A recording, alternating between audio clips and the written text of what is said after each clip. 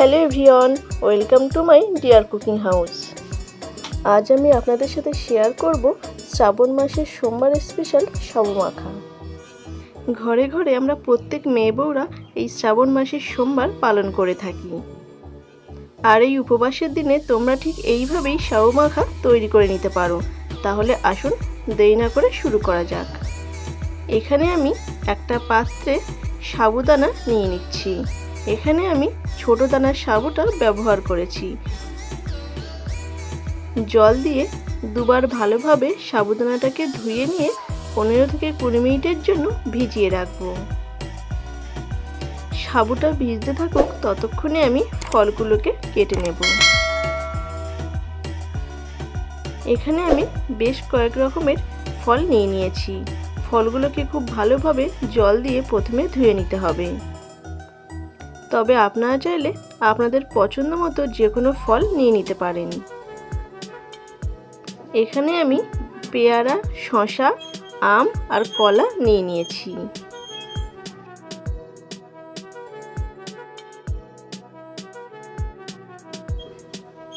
যেহেতু ফলের গায়ে অনেক ময়লা থাকে, তাই খুব ভালোভাবে ধুয়ে নিতে হবে। সমস্ত ফল ধুয়ে নিয়েছি। এখন ছুরির সাহায্যে ফলগুলোকে ছোট ছোট করে কেটে নিতে হবে।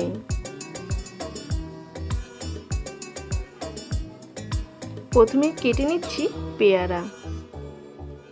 ছুরির সাহায্যে যতটা সম্ভব ছোট ছোট টুকরো করে কেটে নিলে ভালো হয়, যেহেতু এগুলো সাবুর মধ্যে দিয়ে মাখা হবে।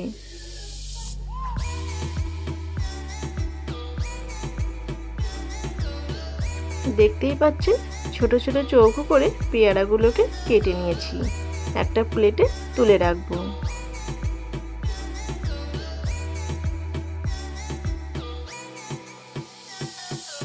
এবারে কেটে নিতে হবে শসা।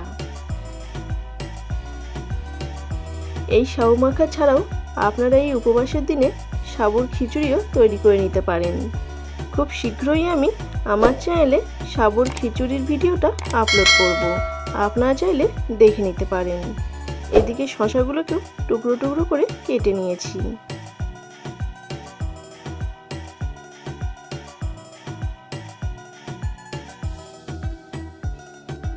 শসাগুলোকে কেটে নেওয়ার পর এবার কেটে নেব আম। এখানে আমি আমাদের গাছের পাকা আম নিয়ে নিয়েছি।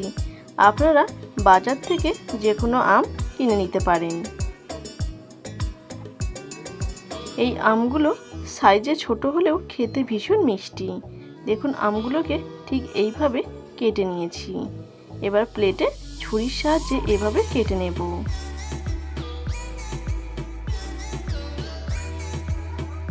সাবু মাখায় আম দিলে খেতে ভীষণই টেস্টি হয়।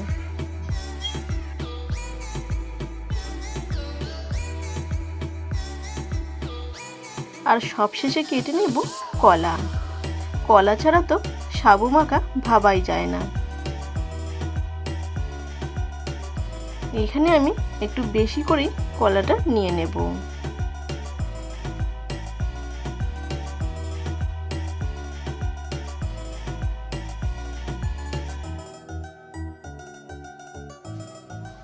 সব রকমের ফল কেটে নেওয়া রেডি।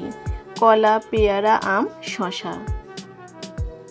আর দেখুন ততক্ষণে সাবুটাও খুব ভালো মতন ভিজে গেছে। এইভাবে হাত দিয়ে একটু দেখে নিতে হবে সাবুদানাটা নরম হয়েছে কিনা। এবার ফাইনালি সাবু মাখাটা রেডি করে নেব। প্রথমেই সাবুর মধ্যে দিয়ে দেব লিকুইড দুধ। এখানে আমি 1 কাপ পরিমাণে দুধ দিয়ে দিলাম।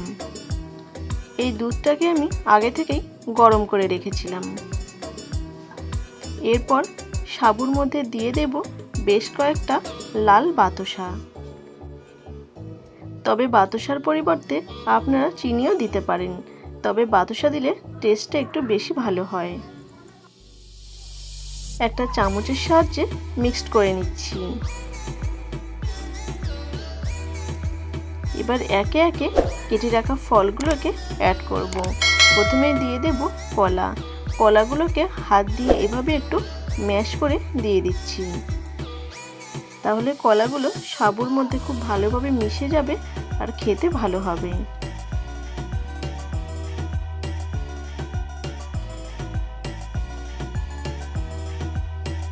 কলা দেওয়ার পর একে একে আর ফলগুলোকেও দিয়ে দিতে হবে। দিচ্ছি পেয়ারা,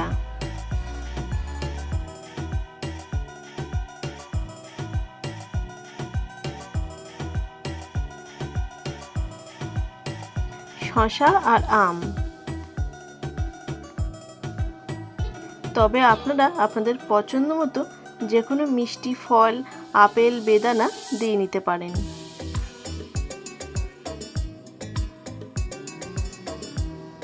এবার সমস্ত ফলগুলোকে সাবু আর দুধের সাথে খুব ভালোভাবে মিক্সড করে নিচ্ছি।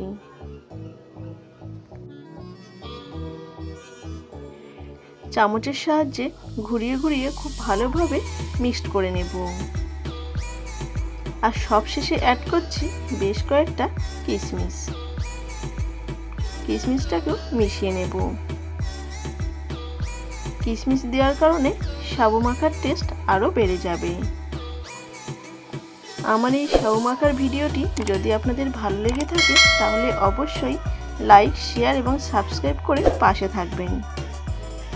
সামনেই আসছে শ্রাবণ মাসের সোমবার, আর সেই উপবাসের দিনে আপনারা এইভাবে সাবু মাখা তৈরি করে দেখতে পারেন।